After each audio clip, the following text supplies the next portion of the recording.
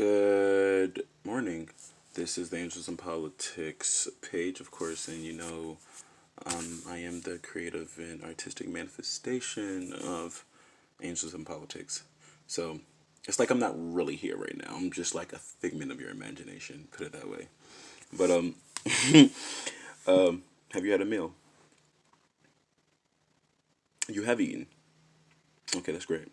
Um, I still have not, so I'll be working on that later. I wanted to make sure I come to you very pure, very much filled with the spirit and energy, and not just like the Holy Spirit, but just like spirited in general. Waking up early and getting your little exercise, and you know, just involving yourself in your own process is what we're looking for. Um, I wanted to speak to you today about getting out of your comfort zone. I can talk extensively about this, but what I really want to do is I really want to discuss the importance of it, right? So, what is getting out of your comfort zone, and why is it a concept or an ideology that you should integrate in your life? So, getting out of your comfort zone is just doing things differently, doing things that you don't feel necessarily like that you don't feel is easy for you, or something that you have normally done in the past. It can kind of go into making you feel a bit uneasy, that type of thing. So let's say you're let's say you're in class and you're just a student trying to get good grades and pass and get educated like a normal person, but the teacher asks you to present a paper or have some type of presentation in front of people, right? You may be an introvert. You may not like speaking in front of people. Actually, as far as fears and phobias, public speaking is the biggest phobia of all time, as of right now.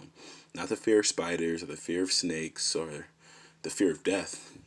It's the fear of speaking in front of people. I use that because I do a lot of speaking now.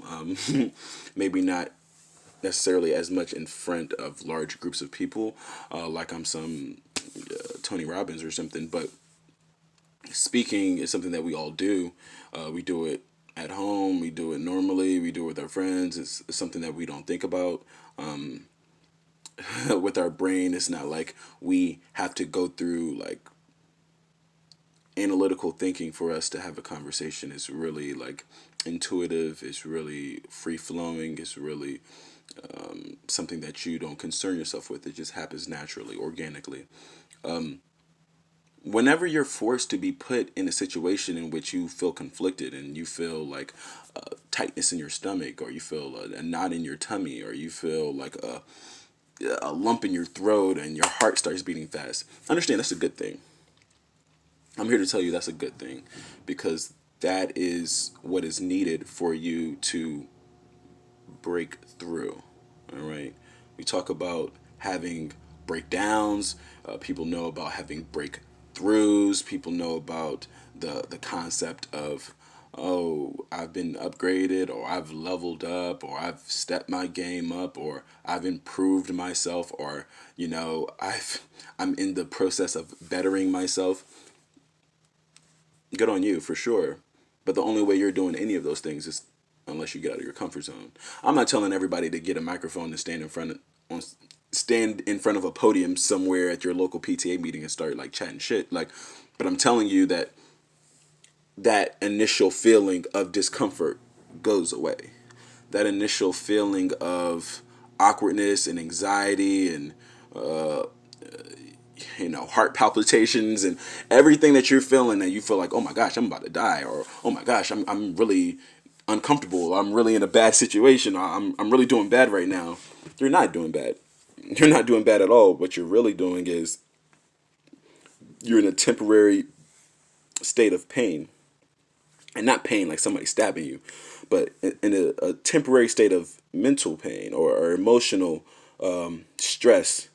And Pain is nothing but weakness leaving the body. That's one thing I've been taught, and I learned that in college. But pain is nothing but weakness leaving the body. So whenever you are put in these positions, and it's not necessarily just speaking, but it could be going to a new location. It could be, switching jobs. It could be switching relationships. It could be maybe not switching a relationship, but maybe spending time on yourself or with yourself. And you've always been with somebody all the time. So like that could be a huge uncomfortable period in your life. Maybe you're leaving home, and maybe you've spent all your life with your parents or your close friends, and now you don't know how you're going to interface with this new environment or this new ecosystem that you might be put in. Maybe you worked in tech, or you worked in business, or you worked in a scientific field, and now your boss or your manager or executive is asking you to do something that's not necessarily in alignment, or it doesn't necessarily parallel what you have been used to doing. So whenever you are faced with these situation or these instances, please believe like this is a blessing. This is your version of a test. All right. A lot of us have been in school. A lot of us have gone to, and maybe not like high levels of like doctoral programs or doctorate programs, but I'm talking like just grade school, elementary school, middle school, high school, that type of thing. And within schools, we have assessments. They have there's going to be an examination. There's going to be something to test your knowledge or test the fact that you have retained or you understand or you can implement the knowledge that we've given you. And I don't mean we, but like the educator, the teacher, the curriculum, whatever the case may be, there are tests to show, do you get it? All right. Like, are you understanding this? Okay, show me. All right. Now, in schools, and this is another conversation altogether, how I feel like that's a bit antiquated and archaic with the way that we have our education system set up by like testing our capabilities, our competence based on, bubbling multiple choice test. But in life, you know, you're being tested as well. You thought because you graduated college, or you thought because you have your master's degree, or you thought because you're in that PhD program that like school is going to be over, or I'm done with being tested, or I think I'm done being examined, or I think I'm done with the worksheets, and I'm done with homework. No, no, not at all. You're always going to be tested, and you should always be doing homework. It's just your homework's going to be different.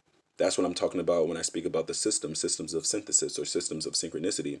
You need to have your own personal process, your own personal sequence, things that you're doing continuously to improve yourself day by day, whether it's 1% better or a fraction percent better. You should be doing things to improve your cognitive flexibility, your cognitive discipline, expanding the spectrum of consciousness. You should be doing things or reading things to open your mind, expand your creativity, show you new things. You need to be you need to be having these systems in place, so whenever you are placed in a position where it's like, oh, this is new, oh, this is awkward, oh, I've never done this before, because you have a system or a sequence of meditation every day.